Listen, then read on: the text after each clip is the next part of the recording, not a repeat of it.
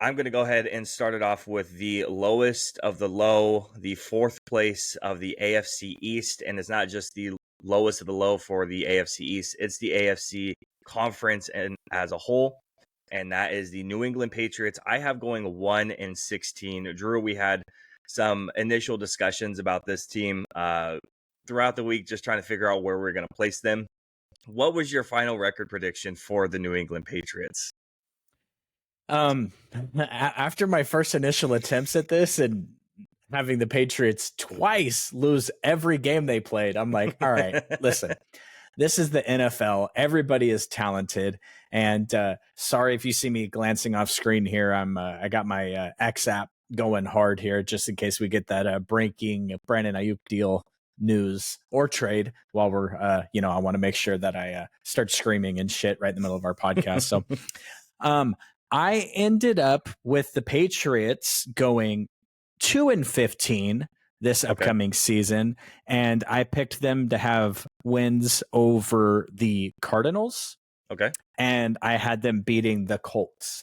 The reason for this is the Cardinals and the Colts both have quarterbacks that have documented injury histories. Obviously, Richardson missed a ton of the season last year, and Kyler Murray's been in and out. And both those games occur in weeks 13 and 15. So I just figure if there's a chance for Drake May to get settled in towards the end of the year and a chance for maybe some of those starting quarterbacks to not be playing and them to be able to steal a win, that'll most likely be when it is. Coincidentally enough, the Patriots get a win, go to their bye, then get another win, and then that's it for their season there. 2 wins for me with the New England Dynasty Patriots. The only win I had them picking up was a Week 8 win against a very much higher up New York Jets team. Yeah, so this division just has big random. Dog. They just have random win losses every once in a while. Just like a division we'll be going over in a couple of spots up. That it seems like one team can't beat the other one or fully sweep them. I just feel like it's Week 8. It's a random Sunday game, 10 o'clock for the West Coast at least, against the New York Jets in Foxborough. I just feel like it's going to be one of those games that they just kind of very, very barely eke out. It's not going to be high octane. It's not going to be exciting. It's going to be one of those very forgettable games that ends up just kind of putting a little wrench in the New York Jets plan for the season. Now, they're going to be fine for the whole season. Spoiler alert. But I think this is going to be kind of one of the only wins. But I do think that talking about the injury history with Anthony Richardson definitely could come into factor for that Week 13. I think that's very viable, especially leading into a bye and then coming off of that bye against the Arizona Cardinals. I think it's definitely possible, but clearly you and I see this team the same way, and it's the bottom of the barrel of the AFC and the league as a whole.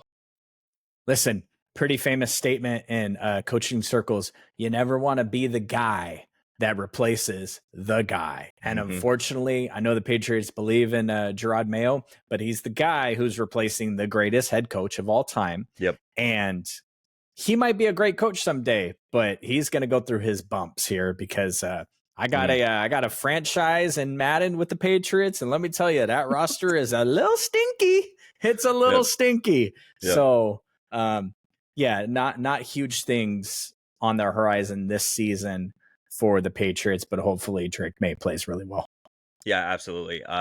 Big Drake May guy here. Absolutely.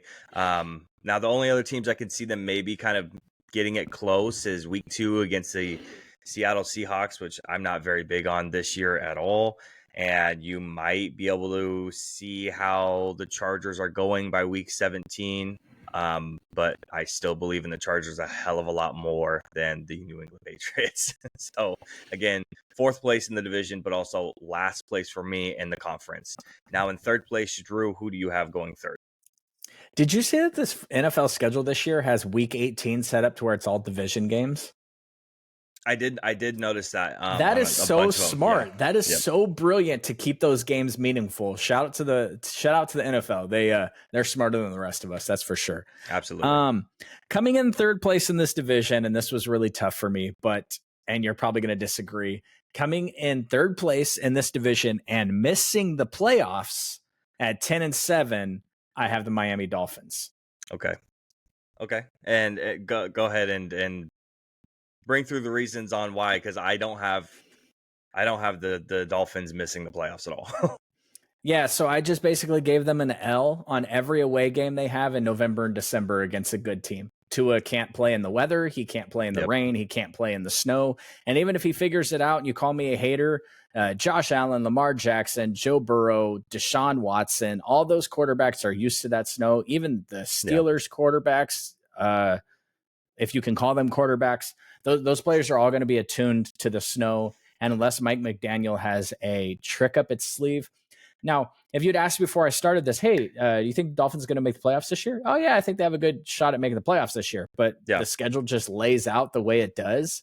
And honestly, there's a couple of these things that surprise me as I'm looking at them. I'm just like, I kind of missed the boat on that, I think. I don't think that's the way it's going to happen. But just looking at the matchups and what I expect, and honestly, with a 4-year-old quarterback over there in New York, I'm super, super hopeful that he has an MVP season left in him, but we'll have to see.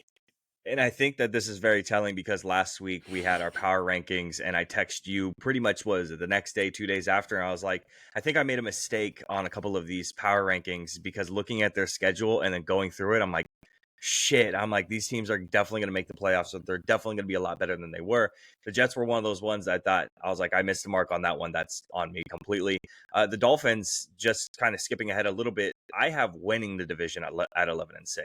So, and I agree that the tail end of the Dolphins schedule is really rough. I mean, I have them they're hot out the gate, wins in week 1, 2, 3, 4, 5, being undefeated into their bye week, 7, 8, and then they get a loss against Buffalo in week 9. That's when their November slate really starts. They win against LA on a Monday night game. Then I had them winning against the Las Vegas Raiders. Then the New England Patriots, losing against the Green Bay Packers, winning against the New York Jets. They are home for that game. But then that's when their winning stops. Week 15 to 18, they lose every game. That is against the Texans on the road. That is home against the 49ers. That is on the road against the Cleveland Browns. And that is on the road against the New York Jets. It is really, really rough for those last couple of weeks for the Miami Dolphins. They're going to be struggling to make it through. And it's like you talked about, not only is it's road games, but some of these road games are cold weather games that Tua and the Miami Dolphins as a whole are going to struggle on. Now, again, I have them first place, not third place, but it's still a really tough tail end of the schedule that they might really struggle on. So I definitely can see it. My third place, which you're going to disagree on, we might have first. It's either second. You might have them second or first. I'm not sure which one. But my third place is the Buffalo Bills. I have them going 9-8 and missing the playoffs. So still a winning season technically, but they are going to miss it. If you want to see us argue about the Buffalo Bills and a couple different teams, go back to last week, look at our power rankings video, and you could see us going back and forth about Josh Allen, the Buffalo Bills. Here's how I have theirs going, and I'm not going to go over every single team like this, just the ones that are going to be close in divisions for records, or the ones that are going to be a little bit more controversial, like the Buffalo Bills. I have them losing immediately week 1 to the Arizona Cardinals. I just flash ahead. I actually believe in the Cardinals, especially I like Kyler Murray a lot. So I have them winning the very first week, losing the first week, losing the second week, winning the third week against the Jacksonville Jaguars. And then the next couple of weeks after that, they face on the road all 3 weeks. They have the Baltimore Ravens, the Houston Texans, and the New York Jets. Really rough stretch for them. But then they get a little bit easier going against the Tennessee Titans, the Seattle Seahawks, picking up wins against them, picking up a win against the Miami Dolphins at home, picking up a win against the Indianapolis Colts. But then they're going to lose against Kansas City at home in week 11, going into their bye week, losing against the San Francisco 49ers, beating the LA Rams, losing against the Lions, and then winning all 3 of their last games, all division opponents, in order, Patriots, Jets, Patriots. So the only one that you can point at and say, oh, I don't really like that one, is the week 1. But I think the rest of them, they're really not far outside of reality, for me at least. So I could see where you're coming from with the week 1 thing. I know it's a no way that would happen. But to me, the rest of the schedule, you look at it, I think that's the only one that you can point at and be like, I don't know about that one. The rest of them, it feels pretty to me cut and dry on where their record's going to sit. Second place? I have the Buffalo Bills second place. I have them going 11-6. Interestingly enough, they go 3-5 against playoff teams. They go 4-6 against winning teams, but they go 7-0 against every team that's worse than them. Yeah. They will beat the Cardinals.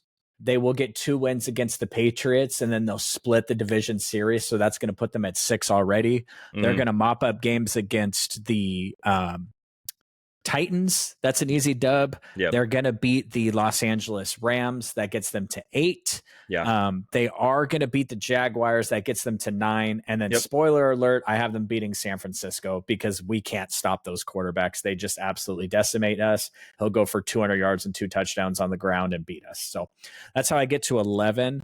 My schedule breakdown on the Bills is not as high as I am on the Bills in real life, which is interesting. And I'm not as high on the New York Jets as I have them winning all these games on the schedule. So again, it just comes down to, we both did this a couple times with a certain NFC team that we'll talk about next week. And I'm just like, no, they're not this good. But every time I do this damn thing, they win a shit ton of games. So that's kind of where I'm at with the New York Jets. Obviously, there's only one team to talk about. How many wins do you have the Jets with this year? 11. So I have them with the same amount of wins as Miami. They make the playoffs. They're the 7th seed in my predictions. Yeah, so I gave them 12. Okay. I'm curious on where we differ, and I think do we differ on the week 1? Is that where we differ? I'm taking the Niners week 1. Okay, I'm taking the Niners too. I'm glad. I know that you text me about you're not so sure about the Niners winning certain big games or whatnot, but I was like, man, I hope that it's not where we're differing. I'm not sure about shit with the 49ers because they don't have their number 1 wide receiver and their Hall of Fame left tackle in camp right now. Right. But Aaron Rodgers hasn't played football in a long, long time, and he's not playing in the preseason. And they go 49ers, Titans, Patriots, Broncos, Vikings before they play the Bills. And then they get the Steelers, Patriots before they play the Texans. So they could easily be 7-3, 5-6-3, whatever, however many numbers of games that is. Yeah. 6-3. They could be 6-3 with losses to the 49ers, the Bills, and the Texans. And you might believe that they might win that Bills game. So they could be, 7-2 based off of strength of schedule here.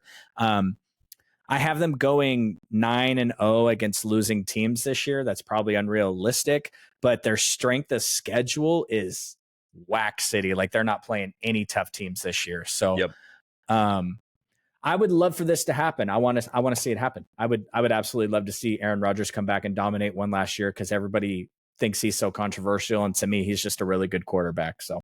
Yeah, who we've dominated his whole career. So I'm glad to let him be one of the greatest of all times and everyone to think he's awesome because we've smashed him. On the other hand, I hate Steph Curry, because he whips the King's ass every year, but we've always kicked Aaron Rodgers' ass. So I'm okay with him getting all the praise. Right.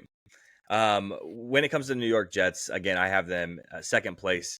I have them picking up a loss week 1. Against the Niners, but then they're just going to start sweeping guys up pretty convincingly. Week 2, 3, 4, 5, 6, 7, and then that week 8, 1 Patriot win that they end up picking up is that week right there. So then they're going to end up taking a loss against Houston to me, but then picking up wins against the Arizona Cardinals and Indianapolis Colts, and then heading into their bye week in week 12. I mean, you hear the teams that we're rattling off, they're not very good. Even that first stretch, we're talking about the Titans, the Patriots, the Broncos, the Vikings, the Steelers. We're not talking about great teams here, and they're just kind of being able to pick up wins as they go along. But then after their bye week, they're picking up wins against Seattle, losing against Miami, beating the Jacksonville Jaguars, losing to the LA Rams. I have that losing, too. Yeah, losing against the Buffalo Bills, and then beating the Miami Dolphins. That one is ending out their season at home against, again, Miami. So, bro. So you're like a Patriots fumble them fumbling the bag against the Patriots and a weird game against the Dolphins away from thinking the Jets are going to win like 14 games next year. That's seriously, it's crazy. And we did our power rankings last week. It was one of the first things we talked about, like, oh, let's talk about honorable mentions. And I'm like, yeah, I don't really have the Jets in my top 10, but then I have them making the playoffs and winning 11 games. So just to recap the AFC East real quick, once again, I have the New England Patriots bottom of the barrel of the entire conference at 1-16. In third place, I have the Buffalo Bills going 9-8, just narrowly missing the playoffs, getting the 8th seed. And the New York Jets getting the 2nd seed in the division, going 11-6, and getting the 7th seed in the playoffs. And winning the division, the Miami Dolphins, also 11-6, just barely eking out against the New York Jets. Going 4-2 in the division is the reason why they get the first place, the tiebreaker, and then gets the 4th seed in the playoffs is how I run. Drew, you want to recap yours real quick? Yeah. So Patriots, they're terrible, but I do have 2 wins against them based off of injuries. The Miami Dolphins are going to miss the playoffs at 10-7. The Buffalo Bills are going to be the wild card team at 11-6. And then I got the New York Jets coming in with 12 wins, picking up the 3rd seed in the AFC. Yeah. I'm curious to see how this is all going to shake out. And I know there's going to be some type of bragging rights by the time the season comes to an end, or the first team that misses the playoffs out of those first 3.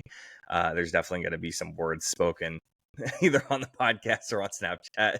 Oh, bro, you know how you see those reels where something plays and then there's the little talking face down in the corner and he talks about it. Mm-hmm. When the Bills run roughshod on everyone, I'm just gonna replay back our shit where I'm arguing with you and I'm just gonna be like, yep. Yeah, so I'm ready. I mean, it was 2 years ago, it was Christian Watson. Last year, I don't really remember who we argued about last year, but it looks like the Bills are going to be the conversation.